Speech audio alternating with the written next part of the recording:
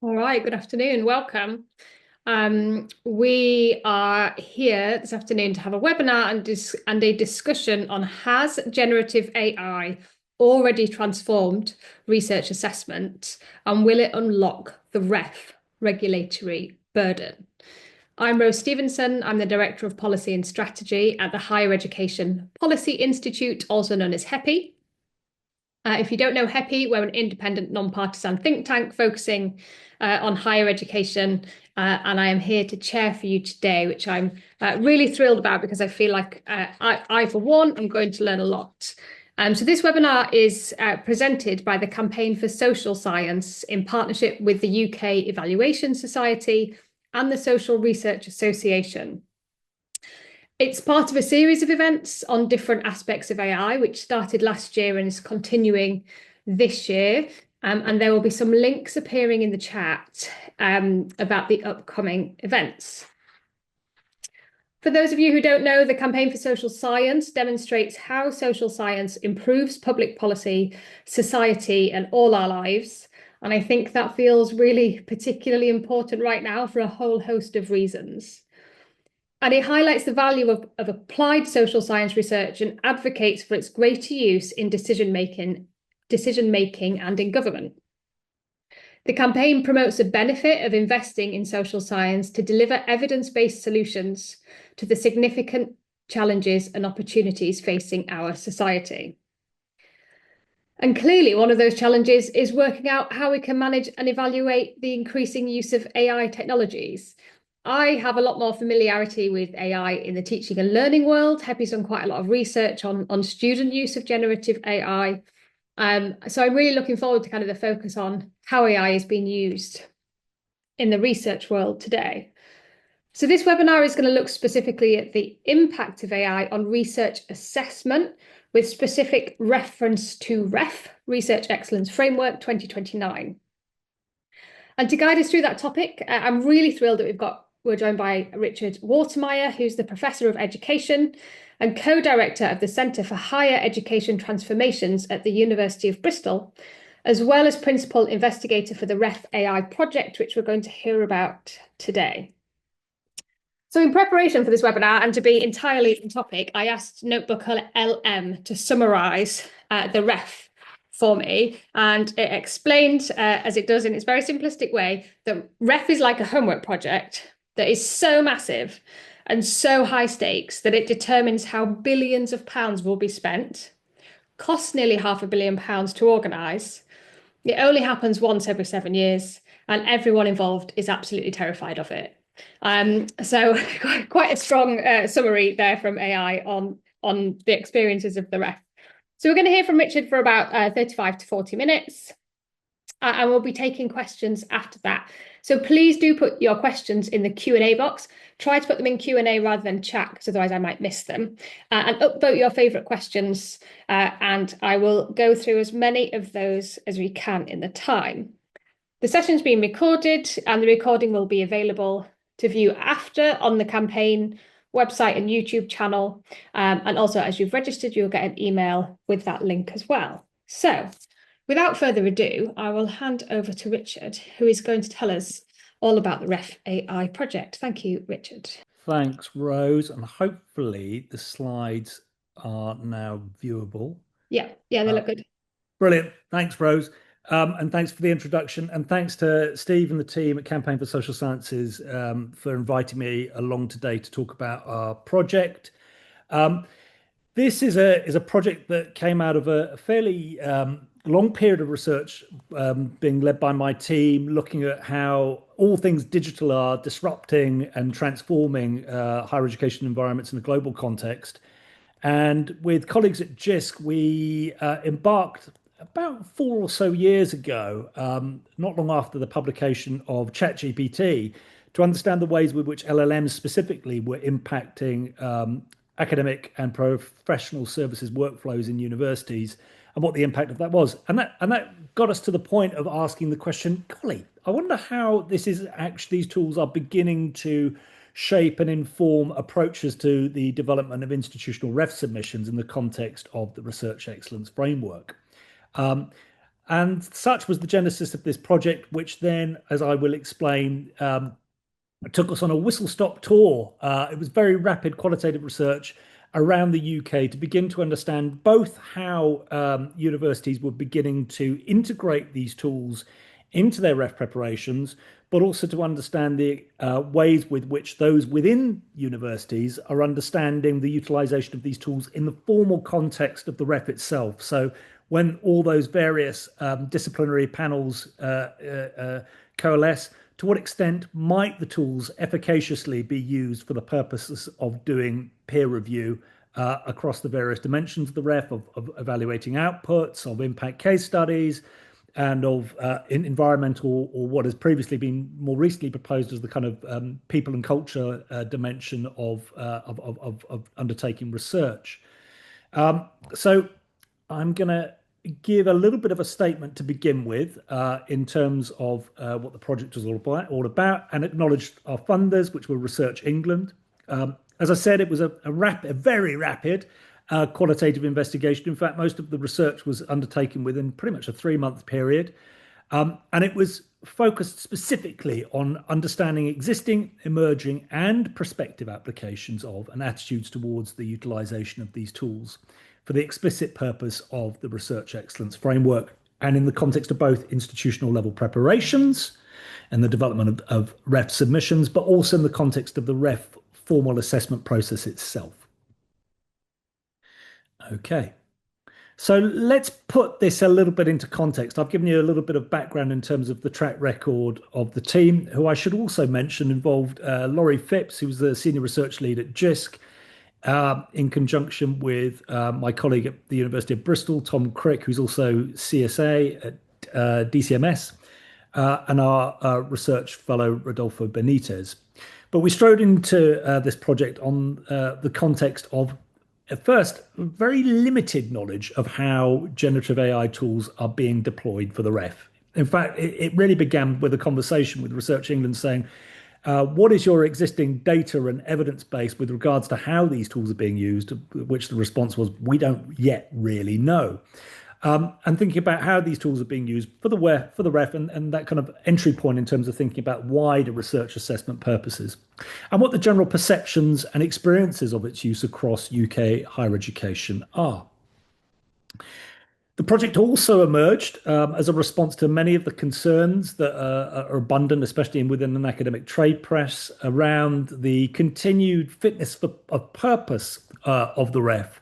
Not least, and Rose has already mentioned that figure of £500 million worth of money that goes towards the running of the ref. So therefore, in terms of its affordability, in terms of the efficiency of its process, in the context of it being significantly labor intensive, both at the level of institutional level preparations, but also in the context of 700 plus reviewers coming together over a prolonged period of time. And in the context of a previous ref, I think it was in the assessment of over about 180,000 outputs, over 6,000 impact case studies, etc. So significant work burden, and our existing analog human only based process is the most efficient way of doing this.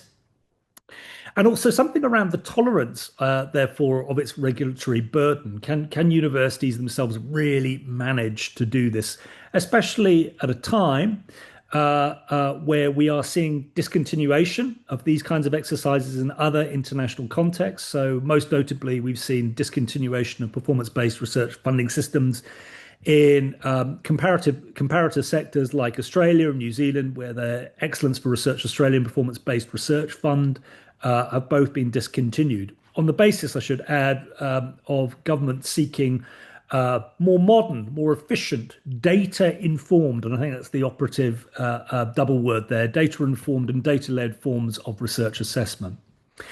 And crucially and unmistakably, the fact, and this very much links to the kind of regulatory burden dimension of the financial hardship that is seen to have engulfed the UK's higher education sector.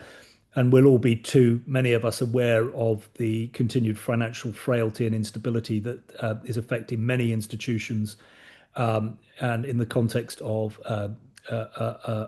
liquidity, in the context of the concerns and fears of market exit, etc., etc. And then also in the context that the ref is often championed as a kind of cultural device, as a means of improving the way with which we do things within universities in the context of our research that maybe it's come to the end of the line in terms of its culture change benefits, and that the positive effects of the ref may have been exhausted, or maybe even are perhaps overly elaborated and overstated. Okay, a little bit about the overall design of the project and the methods that we employed.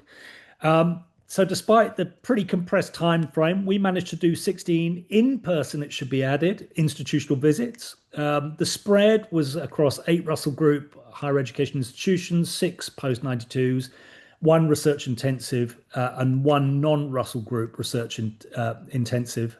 Sorry, 1 research intensive non-Russell Group institution and 1 specialist institution. And that was spanning all 4 corners of the UK. So England, Wales, Scotland, Northern Ireland. Clearly, it's not an entirely representative sample by any stretch of the imagination, but it was pretty much as we could do to try and get a sense in terms of how the experience of AI was occurring across different kinds of institutional contexts and within a pretty compressed period of time.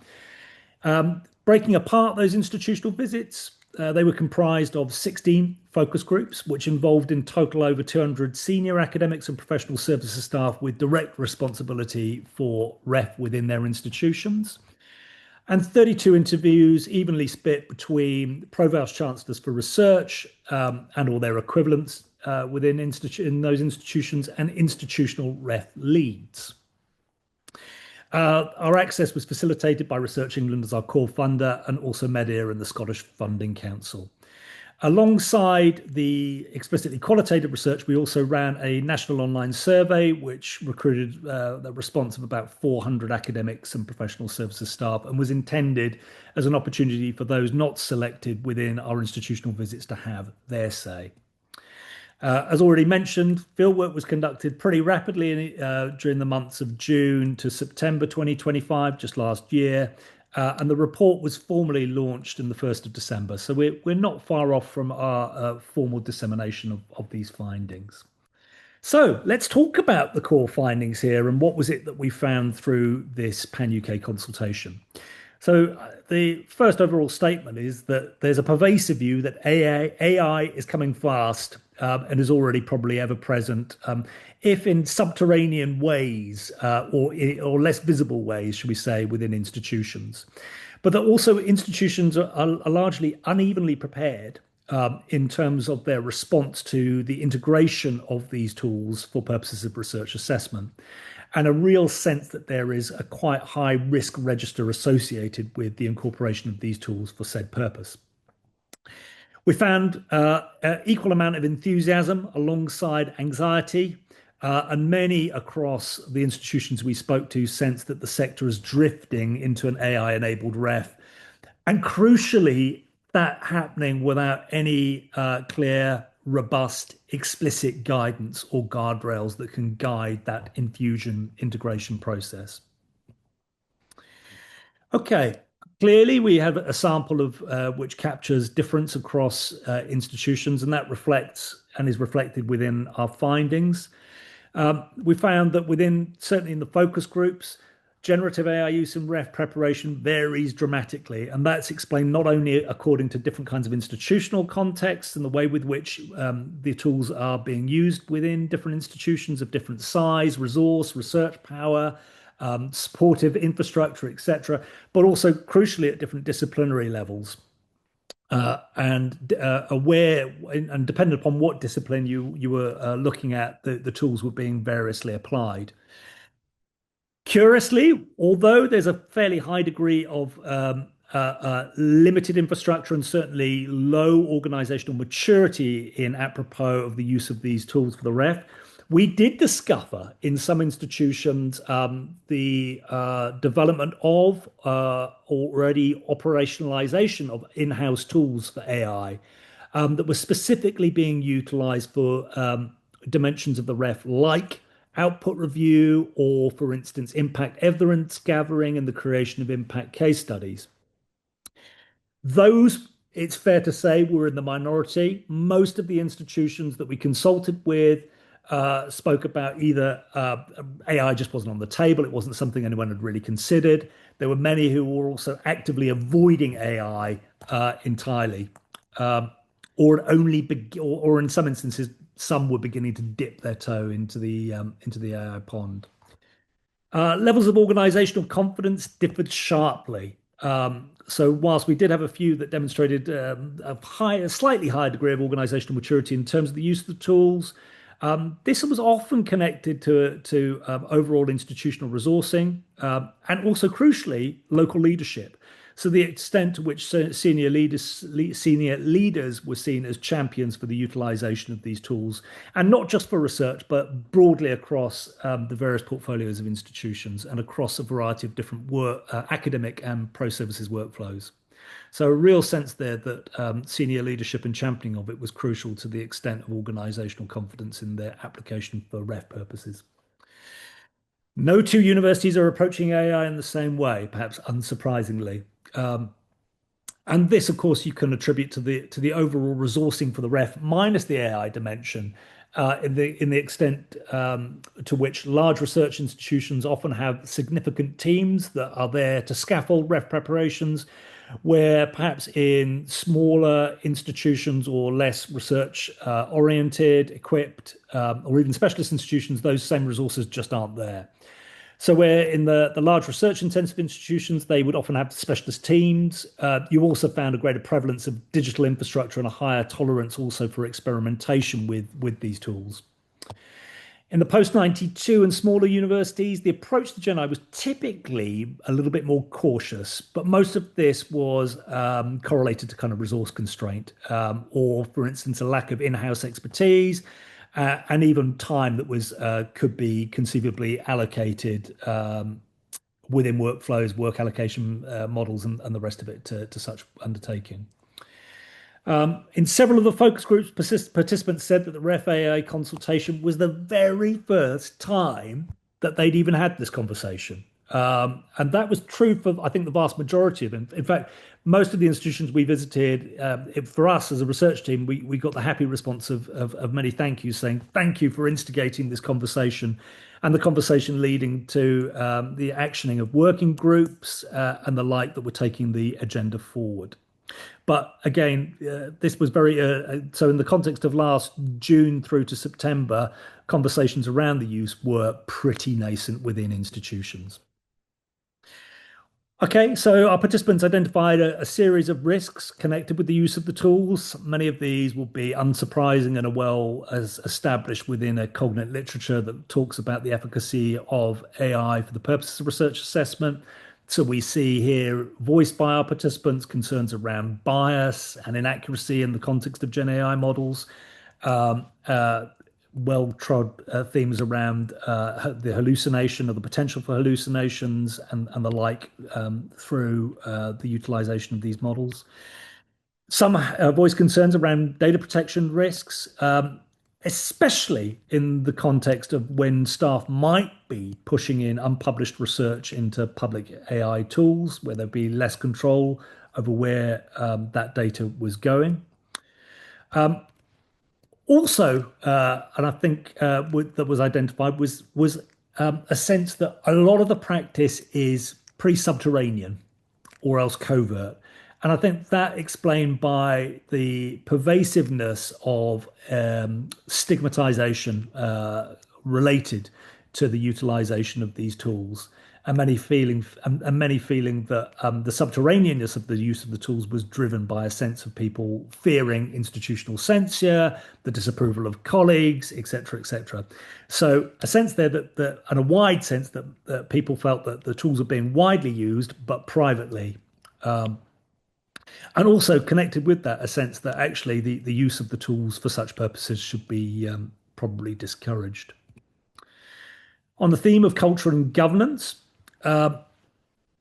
the overall sense here was that, and this sits with a kind of sense of low organizational maturity in the utilization of these tools, is that there was pretty low AI literacy among staff involved in REF tasks explicitly. And there was an interesting correlation that was to be made there in terms of the extent to which people were either disavowing the tools for the purposes of ref and research assessment preparations, and their sense of distrust.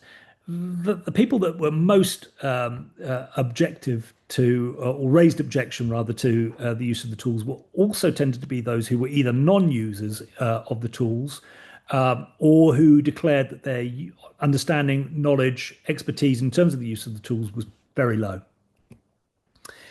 Perhaps again, unsurprisingly, we found within the study pretty much a complete lack of any kind of institutional policy, or even in most instances, even kind of guidelines for the use of AI in ref contexts. So again, a reflection of low organizational maturity in the utilization of the tools, and also a sense that actually, that whilst the view was that many people were utilizing the tools, they were doing so without any form of institutional guidance, and a sense that practice is significantly running ahead of any kind of policy or governance protocols. Crucially, though, staff were also our participants were also very keen to point out their concerns around prohibition of the tools, and that if the tools were to any sense be outlawed, that would further worsen the kind of current stigmatization around the tools and further drive them underground, with repercussions then in terms of greater unethical, potentially irresponsible use of the tools for research assessment process purposes. On the theme of inequality and competition, disparity in institutional AI capacity and capability. So I've already mentioned the fact that some institutions had developed in-house tools, vast majority hadn't. Real concern that unless there was an equal level kind of playing field and a standardized tool that was deploying standardized practice, that actually the utilization of these tools could impact further inequity in terms of preparation for the ref, or rather unequal capability in terms of responding to ref demands, where some institutions would be more able to lean into the tools and have their processes facilitated by the tools other than others. Resource-rich universities, we tended to get a sense here that they were most to believe that AI could sharpen their submissions, and also saw the task efficiencies, the labor-based affordances of the tools in terms of reducing workload, delegating to the tools some of the kind of typical drudge work for which they're championed for. And there were core bits here in terms of thinking about allocation of outputs, output selection, case study drafting, environment statements, which were felt could be where the tools could be effectively used. But again, on the basis of having the resource with which to exploit those affordances. Less resource institutions worried much more that GenAI uptake will further deepen the existing ref inequalities and institutional variation, not in terms of the quality of the research itself or the research environment or the kinds of impact, but the resources within institutions available to actually submit competitive ref submissions. Okay, Colin, already getting to summary. This is good. So in summary, we encountered, especially it should be noted within the survey, pretty strong opposition to the use of GenAI for the ref. And it's not an exaggeration to claim that in many of the focus groups we would walk into, there was a kind of bristling in terms of the extent of people taking some objection to the very idea of discussion around the utilization of these tools, principally for the ref purposes, principally because it was seen to be anti-scientific expertise and deprivileging of the voice of scholars in terms of making robust, authentic determinations of the value of research. So strong opposition to the incorporation of generative AI into the ref, as represented in the survey. In terms of that opposition, we find it concentrated most among academics who, as I said, drew clear objection on the basis of it being kind of anti-science, anti the scholarly robustness of peer review. Professional services staff were much more invested and open to the potential affordances of the tools for the ref, which in itself was an interesting finding because in many accounts we also saw a concern that it would be the pro services that were most at risk having their roles re-rationalized, where they would become significantly changed or else made obsolete through increased integration of the tools into ref processes. Amongst our academic coterie, it was typically those within the humanities and the arts and social science disciplines that raised strongest objection to the utilization of the tools, far less prevalent within STEM-based disciplinary contexts.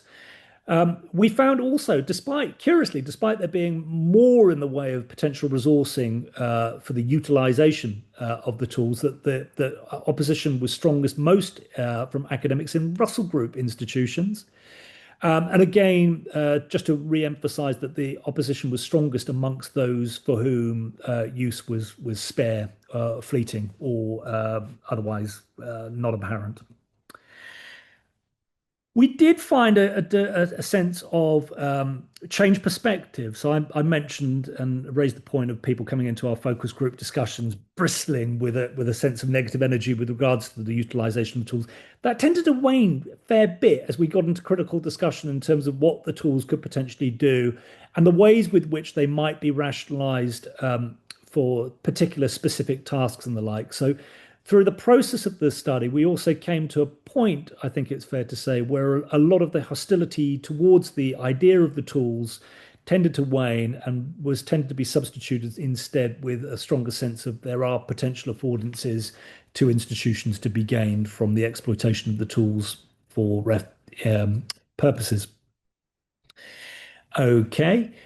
Despite opposition to the utilization of these tools for the ref, we found pretty broad consensus that the tools are already being widely used. So the kind of common discourse around generative AI and AI more broadly as a ubiquitous technology was very much represented within our various conversations with people. So that GenAI tools are already being widely used for institutional ref preparations, even if they're being used quietly or covertly. And of course, we also found within our sample that some higher education institutions have already developed in-house tools for their ref purposes. We also found and I think this was pretty much across the board, a belief that when we get to 2029, or rather the period of submission where formal panels will gather to consider all UK HEI submissions, that they themselves will probably be making use of the latest generative AI tools. And I think some of that was couched in a belief that there was a kind of technological inevitability to this. Why wouldn't the panelists be making use of these tools, especially given the significance of the labor intensity of what they're required to do? And also mindful that we're a few years away. So where from that exercise itself, and where might the technology have further developed and innovated by such point? Beyond 2029, and to do some more serious, longer term horizon scanning and future gazing, we came across a pretty broad consensus that ref will eventually become fully automated and entirely delegated to AI and other forms of scientometric and type tools. We also found a belief that GenAI is integral to research assessment as data-led, provided an opportunity for the ref. And Rose began, I'm just going to couch this in what Rose started by saying, this is an exercise that occurs roughly every 7 or so years that looks back historically over where have we gone in terms of the quality of our research. The utilization of GenAI into research assessment processes was valorized on the basis that it would provide for a more immediate, real-time analysis of where the quality of what the quality of research being conducted across the UK looked like. And in tandem with that, a more accurate, a fairer perhaps distribution of QR funding across the whole of the UK's research base. Also identified were that the utilization of these tools obviously had reputational risks. Would every institution be happy to disclose that they were utilizing these tools? Did it in some shape or form inauthenticate, corrupt the quality of their submission?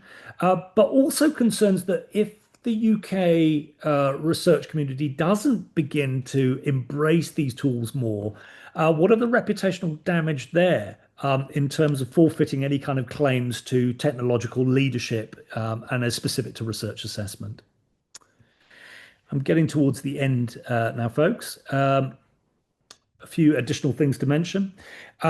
Major concerns around the inequitable use of generative AI for ref purposes, and that, as I started the presentation by saying, in response to significant resource variation across institutions, as relates to local level expertise, as relates to the existence of AI champions and leadership within the university, and clearly also in the context of some institutions with the resourcing to provide their own in-house tools.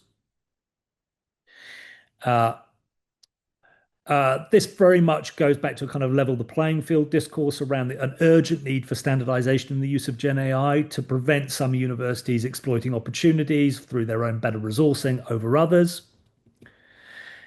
For Gen AI in the ref to be governed by transparency, accountability, and equitability. And this was pretty much the response to our question where we asked, what would, if anything, constitute some forms of good practice in the utilization of these tools? And these were the three kind of core themes that emerged in response from our participants. And whilst whilst AI is typically championed for the extent to which it's a task accelerator and has all sorts of cost efficiencies, through our consultation, we also got a strong sense actually that the utilization of these tools does not come free. It has cost. It has infrastructural cost. It has cost in the context of training, skilling, reskilling, upskilling, etc. staff in the terms of its use. And also the big one, especially in the context if there was to be a standardized sector tool that everyone could plug into, what are the subscription costs that might come with that? Again, I've already slightly mentioned this in the context and the interesting context of pro services staff being more willing and sympathetic to the utilization of the tools for the ref. But there being a real sense amongst that community that the job functions for professional services staff will likely change. And also a very clear sense that in a kind of external industry that is there to support and also significantly financially benefits from the ref, and thinking there in terms of ref-related consultants, evaluators, and those kinds of suppliers, that the time of those would pretty much come to an end as universities would increasingly lean into the tools for such purposes. And finally, unsurprisingly, and also perhaps quite positively, a sense that despite suggestions that the ref might be fully automated, for the present time at least, if only, the ref will still require human stewarding and oversight, not least in terms of ensuring that the utilization of these tools remains appropriate. And that's a wrap. Brilliant. Thank you so much, Richard. That was fascinating. Perhaps I can maybe try and bring that together with a few reflections of my own. There's a couple of questions in the chat. Do keep them coming. And I've got oodles of questions for you, Richard. So we've got plenty to still talk about. So the things that really stood out for me, I was kind of gobsmacked, but at the same time, not surprised at all, that you said the conversations around AI use in this area are pretty nascent in universities, and I find that fascinating. Students are students are doing this all the time. Industry is there, and it really interesting that we're kind of still struggling for many of the reasons that you outlined to kind of get on the AI horse, as it were. And relatedly, that polarization of whether individuals but also institutions are embracing or avoiding AI. And there is another layer of that, I think, that I don't know if you touched upon in your report that or in your research, that there's another. If you do embrace AI, are you outsourcing what you're doing, or are you enhancing what you're doing? And that's almost the next level, I think, of how we look at AI in the sector. I was fascinated by the subterranean use of AI tools, kind of keeping it a secret. But I think that sense of uncertainty that staff are seeing is reflected in the student body as well. And again, linking to that lack of governance, that lack of clarity, that lack of how we should be using them, and the opposition that you saw. And I wonder how much of that is driven perhaps by the uncertainty and lack of knowledge. Mm. And I'd like to pick up kind of related to that, the importance of standardization and governance. So I don't know if you want to come back on any of those reflections, and then we'll get stuck into some of the questions. Yeah, I will do. I mean, the first thing I think is in the context of universities being slightly behind in discussion around this in the context of research itself. I guess so much of the conversation has been dominated, if not monopolized, by concerns, hysteria, you might say, with regards to the application of AI for education purposes, Mhm. less research. And I think universities have been so busy in terms of trying to respond or maybe even put out the fires of those concerns that anything related to research has perhaps lagged slightly behind. I think there probably is a little bit of an element, and this was articulated, I think, within the consultation of a kind of ostrich mentality. Put your head in the sand, and hopefully this stuff will go away. I think there was another element which where people kind of were like, well, how is this relevant to the ref? Because the ref fundamentally is a kind of, as it was often described, a gold standard of academic peer review. This is the Mm. scholarly community coming together as a collective enterprise to determine how good it is. So I think for many, it was just for many, and I think very early on in the consultation, we achieved a fair amount of disquiet from certain sectors of the certain people within the sector who were saying, we can't even believe you're asking these questions. There's an outright objection to this because it's seen to be anti-scholarly, right? To which we said, well, no, this is important because what we're seeing and what we're observing, albeit at that stage very anecdotally, was widespread utilizations of the tools, but a nervousness about engaging in any kind of critical conversation about the appropriate use in these really important formal contexts. The outsourcing and burdening thing, I think, is another dimension. If I could just quickly talk to that, which I think was super interesting, in so much as where people were seeing where AI was seen as an opportunity for some to relieve what is a significant work burden. And there's all sorts of calculations out there that say, well, the average cost of the last ref preparation for each individual institution was about £3 million. There's significant invisible labor that's attached to it as academics. We're constantly, frequently, at least asked to review outputs, to review all this kind of stuff. But does it actually lessen that burden? Mm. And a lot of the tools are predicated on the fact, yes, it does. You get rid of the drudge work. What we've seen, and I think the studies that are pointing to, there's an increasingly enriched evidence base which shows proof of concept, efficacy in terms of the tools to be able to do some of the stuff that we as reviewers can do and do it much, much quicker. But I think there was also a real sense that this doesn't necessarily provide a clearing space because we're still going to have to do some of the kind of validation dimensions of it. We're going to be needing to check on the legitimacy of what the tools are turning out in terms of how they're scoring, the kinds of evidence that they're collecting, things like that.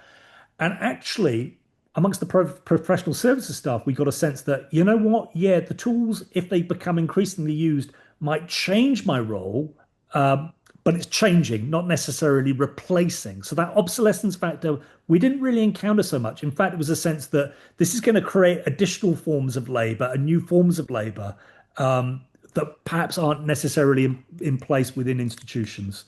So the context of is ref already changing research assessment in terms of going back to the original question, 100% it is. Is it relieving the ref of its regulatory burden? Not quite so clear cut. Sure, yeah. Yeah, okay, really interesting. All right, so let's dive into some questions from the folks watching. So we've got an anonymous question first that says, the presenter uses, Richard, you're using the term Gen AI, but all of the examples that you've presented are about analysis with AI, not generation. And they've asked if we're going to touch today on generation, that is the new creations from a tool with or without human input or guidance. Yeah, I mean, it was. I mean, it's fair to say that the most people only ever really talked about large language models, right, in terms of applying them for the purposes of reviewing. But there was a clear sense also that the tools could be utilized for the purposes of generating, or at least the early stage generation, the ideas making that would go into the development of impact, narrative-based impact case studies, those environment or statements or whatever they ultimately turn out to be.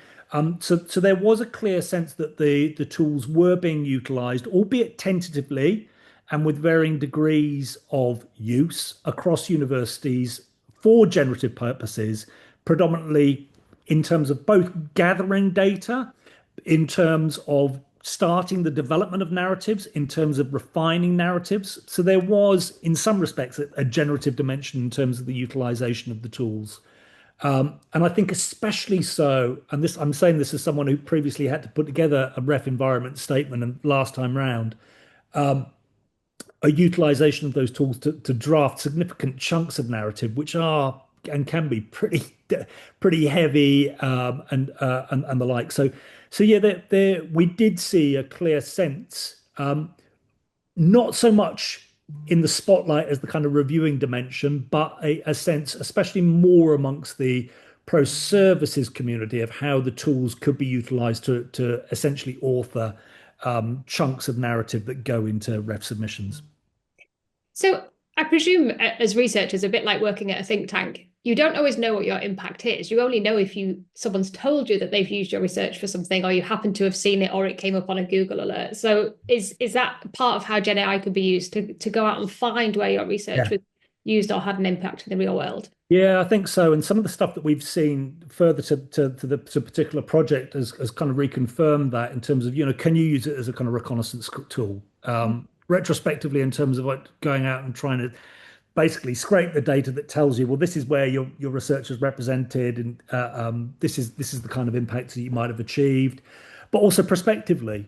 So there are tools out there that are also can be utilized for the purposes of kind of prospectively plotting what the impact would be, how you can connect with different stakeholder groups, who those stakeholders groups might be, not only those who are proximal, but those who are distal stakeholders that you might not even be conscious of or aware of.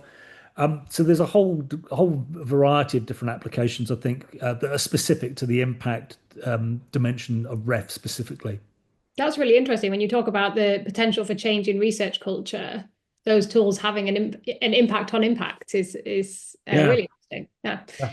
Okay, we have a question from Jay. Jay says, to what extent is the fragility of HE funding an indicator of the various uptake of Gen AI? Yeah, well, hugely so. I mean, I started the presentation by contextualizing the current fragility of the UK higher education sector in its financial terms. I don't think there's any getting away from that. And we went to some institutions where there was just no resource because they could not afford to resource ref preparations, and it was probably those institutions also that were kind of that were stuck in so much as there was they saw a window of opportunity in the utilization of these tools and the terms of cost affordances, right? That, well, if there was a tool available, could they do things quicker, cheaper? And that was definitely prevalent in the wider kind of research context in terms of further limitations, perhaps might be thought of in terms of research funding. Yeah, I think true also. And I think some of the conversations that we had also sprung from individuals who were recognizing and almost exercising this sense of work intensification and the significance of the burden that's come through on them. That in some respects, some viewed as a potential of the tools to alleviate, but some also saw the tools as actually exacerbating that. So I would couch that in the kind of wider senses of depleted resourcing within UK. And just another point to make was so much of this was tied, and so much in the forefront of people's minds was this sense of the significant cost and outlay that is attached to the ref. Does it provide value for money? Could we not be spending the money on other things within institutions? And there was quite an emotive response in some institutions that kind of pointed to the fact that, we've seen not unsignificant retrenchment across the sector, concerns of sector level contraction, fewer universities, market failure and exit of and some institutions potentially happening. And yet here we are investing in something that potentially could be done with a lot less financial demand.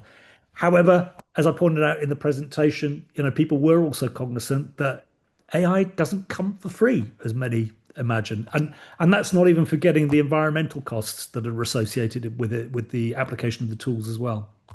Yeah, I was interested that you had been to one small and specialist institution.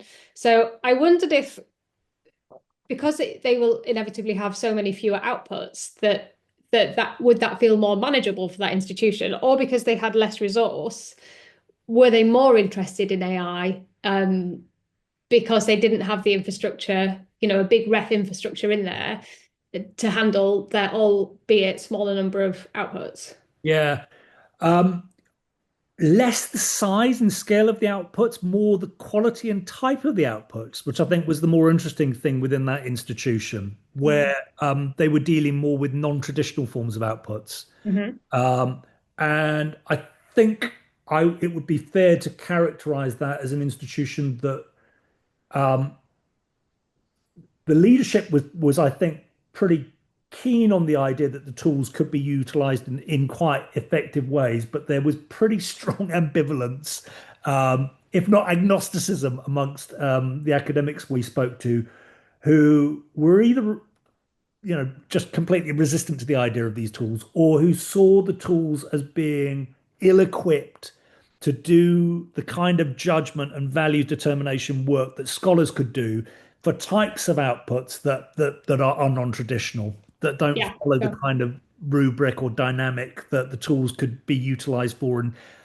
standard journal article reviews and the like. Yeah, yeah, fascinating. Okay, Eva has a brilliant question. She says, or they say, as an academic, how should I change my academic writing to succeed in this AI-infused ref assessment in 2029? I wouldn't change a thing, Eva. Keep going as you are. It's a really interesting one. So, I mean, there were people that talked about, in the context of kind of narrative generation, of what we've seen. I would say more previously of the tools producing very kind of formulaic, quite staid, dull forms of writing. Um, so that, and then so what do you do as an academic in terms of response to that, or incorporate if you're utilizing those tools for that purposes? Ooh, so much of that has changed. I mean, this is tech that is evolving at breakneck speed. I mean, I've recently seen AI agents now that are neurodivergent responsive, that are conflict Really? informed, that are, so it's the degree of the humanization of the tools in terms of how they are able to articulate in ways that are increasingly similar, congruent with how we talk and how we write as human beings. So, how much is it that we should be adapting the way we write to conform to an AI? I'm not convinced by that. I have to say, I think it's still pretty much the other way round. And not least, I think also from the perspective of let's think of the review process and the human dimensions of the review process. Actually, as a reviewer, you want to engage with prose and narrative that speaks to you.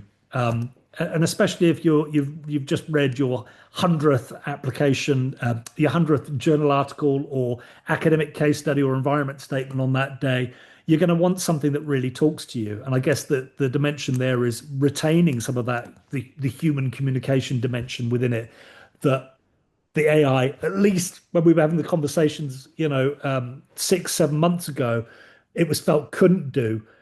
The difference is now I'm seeing the tools can do this, and it's the inability to distinguish between the kind of human form and human based communication and the AI, which is becoming increasingly difficult to differentiate.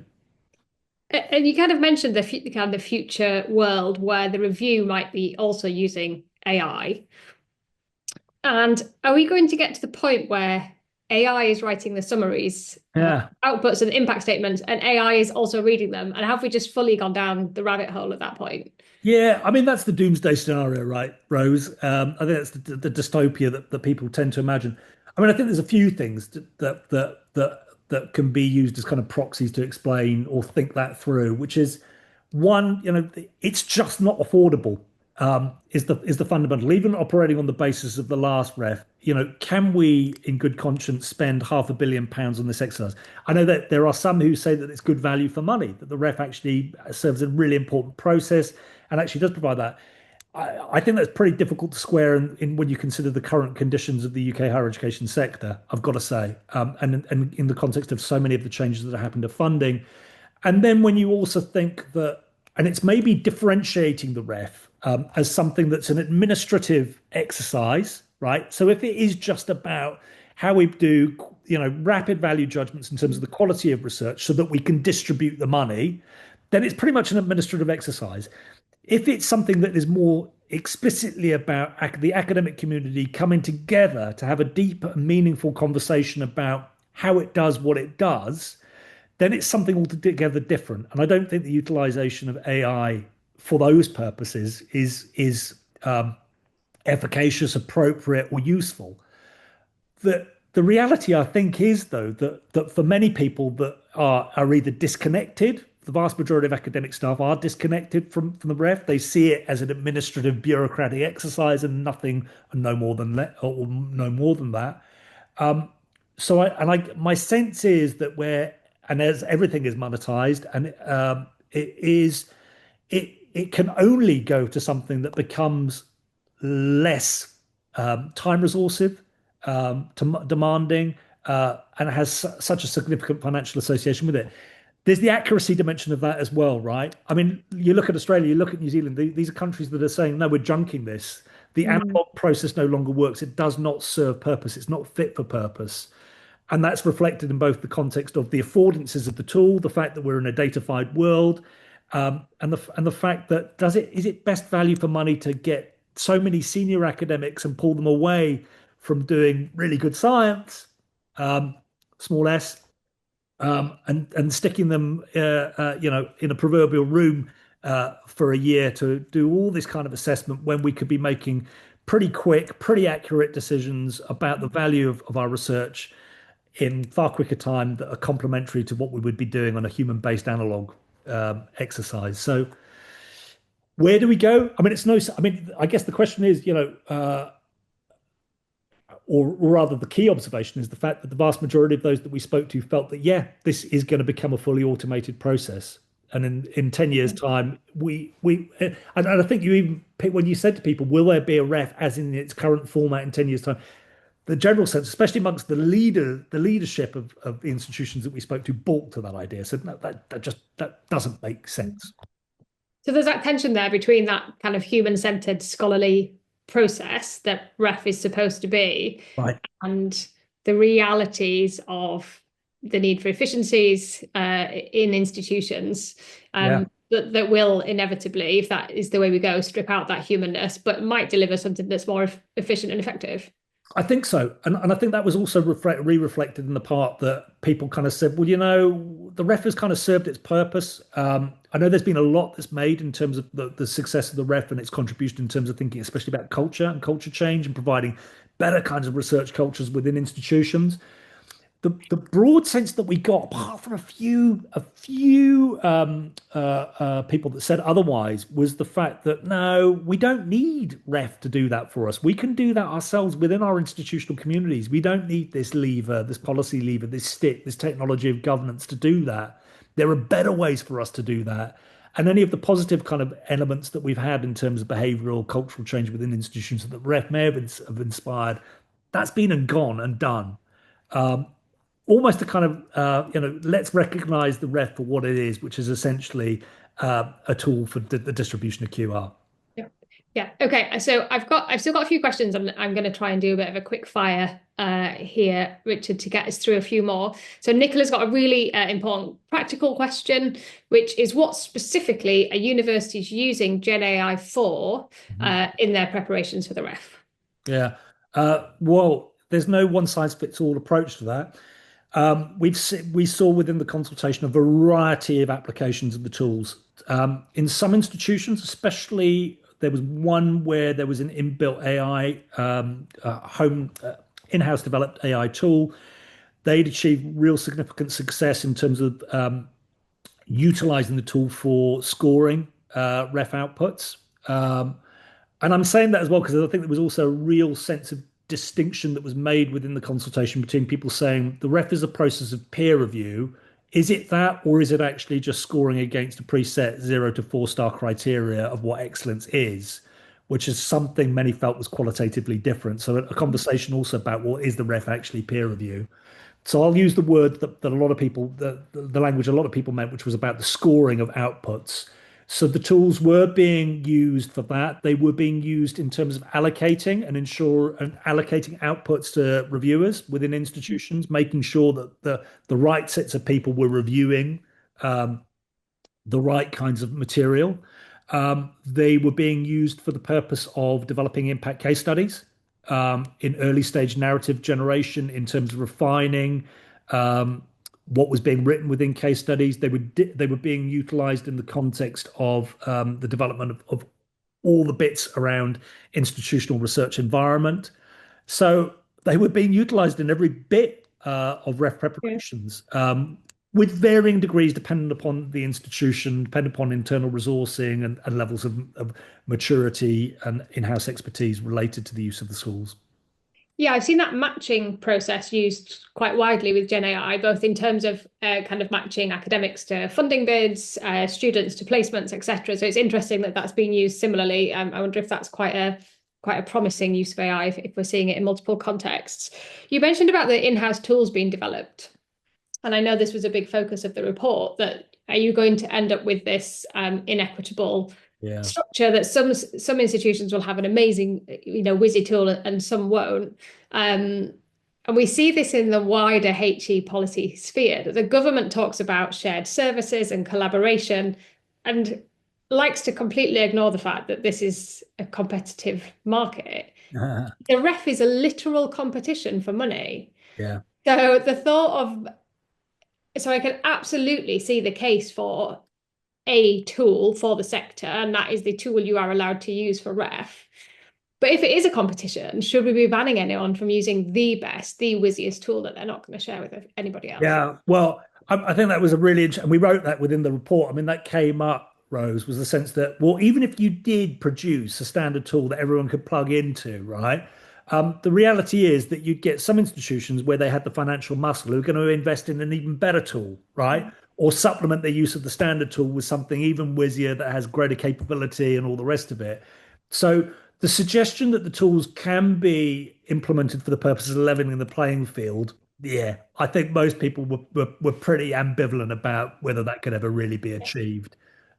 So I think it was more a sense that what we need is kind of standardized guidelines so that you could achieve some form of kind of standardized practice, right? So you can use the tools for X purpose or for this, and maybe you can't use it for this. But also that we need clear guidance in terms of fundamentally of disclosure. And that goes back to the kind of good guidance, good practice guidelines, transparency, accountability, etc.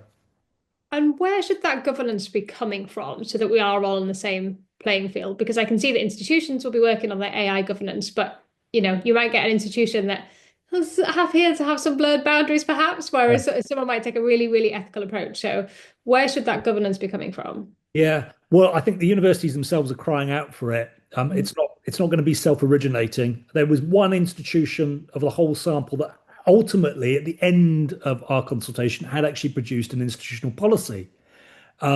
But which we actually challenged them on and said the problem is with that is isn't that policy going to be completely out of date immediately, given the speed of evolution and innovation of the tools themselves? So that in itself is problematic, right? Given the fast-moving nature of innovation when it comes to the tools and what they can and can't, rather what they can do.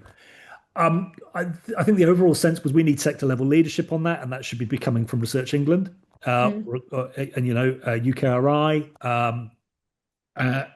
and there needs to be broader kind of sector-level leadership that might also bring in the mission groups, other HE support organisations, and the like. So universities themselves were not saying this is for us to lead. It's the there needs to be a full kind of integrated sector response. But I think with in the context of the ref specifically, that leadership needs to be coming from Research England. Yeah. So I'm going to come back to Research England. That's what I'd like to wrap up on because there's a couple of questions on that.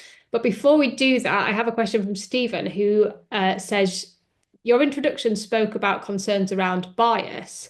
Was there any more fleshing out of what this could or did mean within the context of the adoption of tools? Yeah, it's an interesting one. Actually, the bias dimension was spoken of, and I think most people were kind of in their back of their minds going, oh, these tools have shortcomings, and they're limited in terms of the accuracy of what they can do. But curiously, that also sparked a lot of discussion about bias and error in the context of human judgment and peer review. And actually, quite a few of the conversations that we had led many to consider the extent to which they found internal human-led processes very problematic on all sorts of levels because of reviewers feeling a need to score an output or a case study on a certain level because of a particular internal interest, right? So the tools, curiously, I think were less discussed in the context of their own technical shortcomings, although there were concerns voiced around, some of the discriminatory nature of the tools and could they reinforce some of that we know where it's present, discriminatory based data and the like. But actually, the discussion tended to veer much more towards concerns around existing bias in analog methods, the Mm. extent to which the tools actually could be operationalized as a means to counterbalance or even reconcile some of those human-based bias. Yeah, interesting. I've written a whole paper on why the H index leads to the gender pay gap in higher education. So yeah, this is AI. This is not new with AI. This already exists in our own systems that we've created for ourselves. Yeah, yeah. Yeah, new. Okay, so we've got two questions on Research England, and I'm going to take them together because they're a little bit forward looking, and I think that will wrap up nicely for us. So Stephen says, has the Research England response to your report been along the lines you might have expected? And Tim Brooks says, does Richard really think, in respect to the REF 2029 assessment, that GenAI will be made use of by REF panel members? And if so, why? There seems to be no real evidence that the REF team at Research England are gearing up to adopt it, even if the capability is there. Um, okay, I'm gonna start with the last one first. Then you might have to remind me. Sorry, Rose, the first question.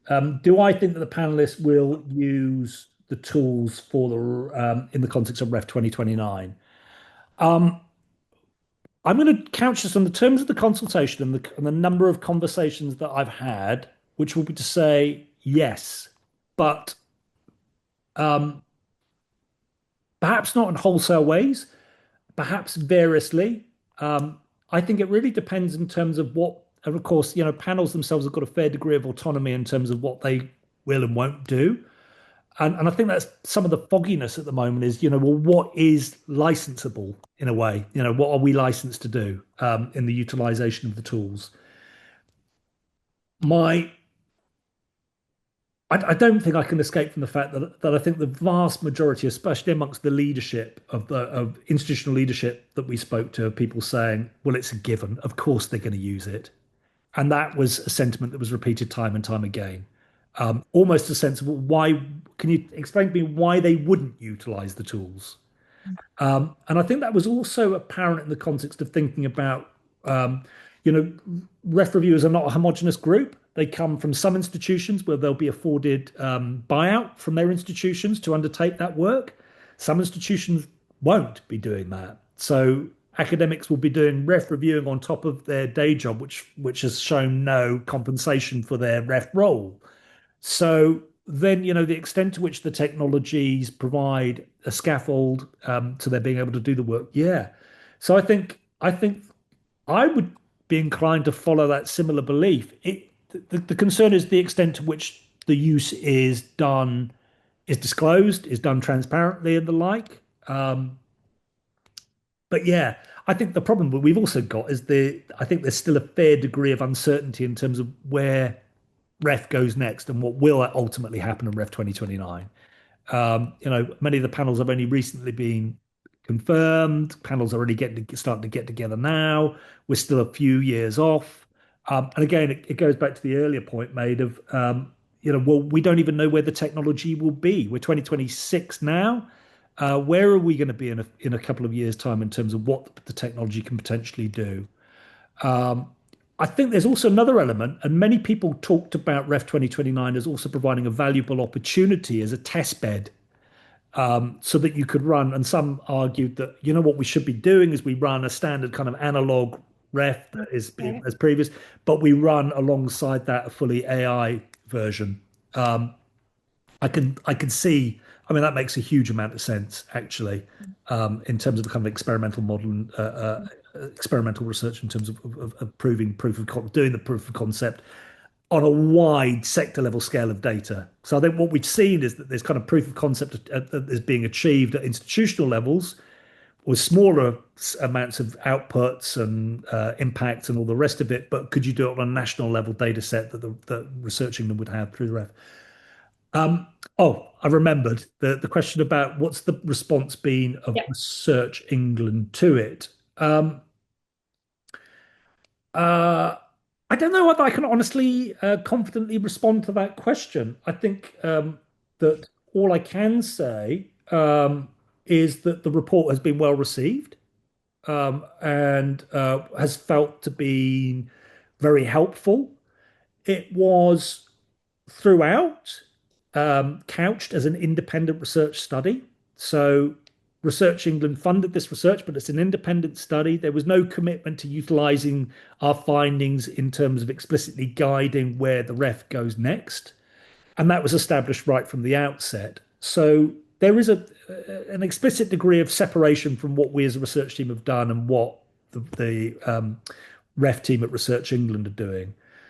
But I think I would like to push that question beyond Research England to talk about the overall sector response to it, which I think has been really positive, and the extra sector response to it. So we've had multiple conversations as a consequence of the study with other higher education sectors, other higher education support organisations outside of the UK at European and international levels. So I think there has been a real falling behind the significance and value, wonderfully from our perspective, right? We've done something that's got some purchase to it and value.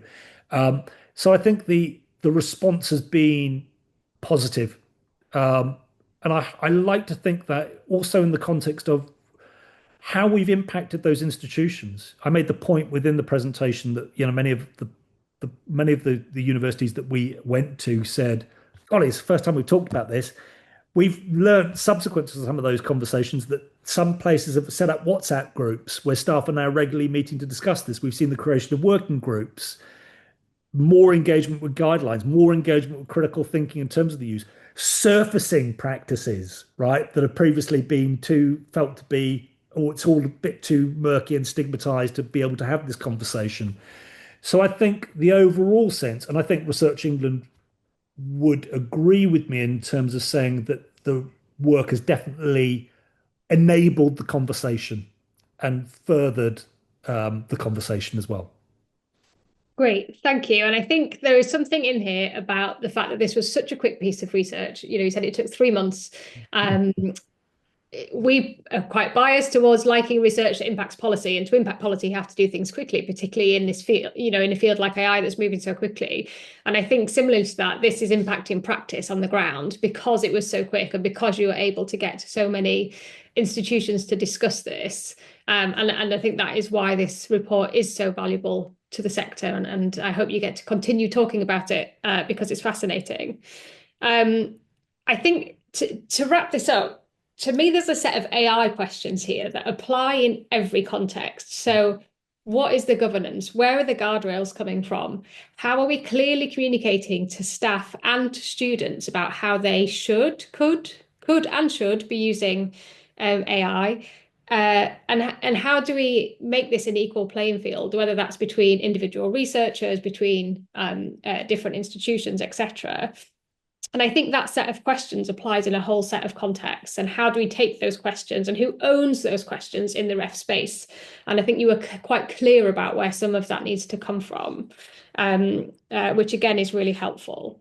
So I will just wrap up by saying a massive thank you, Richard, for your time, from myself, but particularly on behalf of the Campaign for Social Science, who have organised a webinar today alongside their partners, the UK Evaluation Society and the Social Research Association. Thank you, folks, for sticking around for this whole webinar. I really appreciate it and your questions. You will be able to get a recording of this event, which will be on the campaign website and YouTube channel. And do look out for details of future events as well.